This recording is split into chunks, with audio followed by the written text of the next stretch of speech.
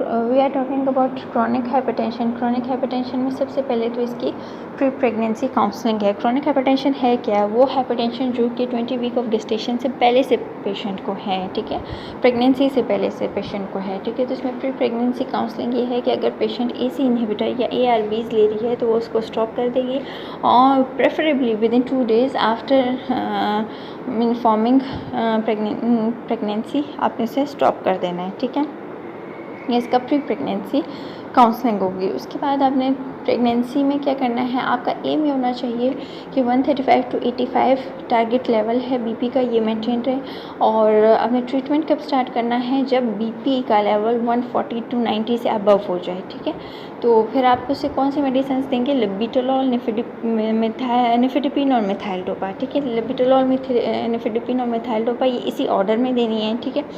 और इन्वेस्टिगेशन क्या होंगी? प्लेसेंटल ग्रोथ फैक्टर जो कि आप 20 to 35 वीक में कराएंगे। प्लेसेंटल ग्रोथ फैक्टर क्या होता है? ये एक एंजियोजेनिक फैक्टर है जो कि प्लेसेंटा से रिलीज़ होता है, एंजियोजेनेसिस को शो करता है, और 26 to 30 वीक में पीक पे होता है। अगर इसका लेवल सीरम में एबनॉर्मल हो, लो हो, तो इसका मतलब एंजियोजेनेसिस सही नहीं हो रही, तो यहाँ हम 25 से 50 वीक में कराते हैं। और जब एंजियोजेनेसिस सही नहीं हो रही तो इसका मतलब है कि patient is susceptible to develop preeclampsia, ठीक है। फिर आपने एंटीनेटल अपॉइंटमेंट्स करानी है, वो डिपेंड करता है कि हाइपरटेंशन कंट्रोल है कि नहीं कंट्रोल। अगर तो कंट्रोल है तो आप उसकी 2 to 4 वीकली कराएंगे, अगर कंट्रोल नहीं है तो आप वीकली कराएंगे, ठीक है। इसके बाद ये है कि इसका टाइम ऑफ डिलीवरी क्या होगा।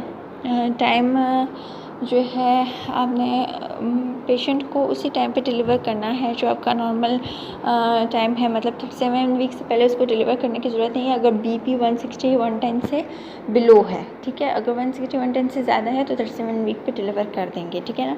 अच्छा, अगर 160 110 से बिलो है तो आपने 37 वीक्स तक डिलीवर करना है, लेकिन अगर ऑब्स कंडीशन है तो आप उसे पहले भी डिलीवर कर सकते हैं। और जब अगर आपने और पहले डिलीवर करना है तो फिर आपने सीनियर ऑब्स्टेट्रिशियन और जो वुमेन है उसको इन्वॉल्व करना है, कंफर्म करना है। उसके बाद मैग्नीशियम सल्फेट और एंटीनेटल कॉर्टिकोस्टेरॉइड्स देनी है, ठीक है।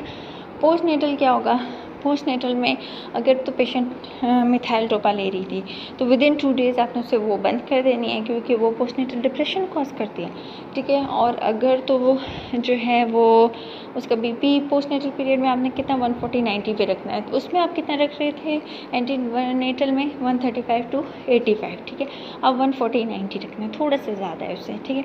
अब क्रॉनिक हाइपरटेंशन में आपने इतना बीपी इसका मेंटेन करना है पोस्ट नेटल पीरियड में। और कब चेक करना है? पहले 2 दिन आपने डेली चेक करना है, उसके बाद डे 3 से डे 5 में आपने एक दफ़ा चेक कर लेना है। और अगर तो ये ज़्यादा आता है फिर आप अल्टरनेट डे पे चेक करते रहेंगे, ठीक है।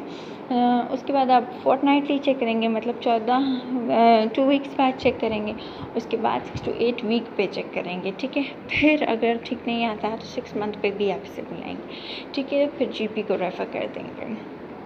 तो ये इसका प्री कंसेप्शनल, एंटीनेटल और पोस्ट नेटल जो है ट्रीटमेंट हो गया क्रॉनिक हाइपरटेंशन।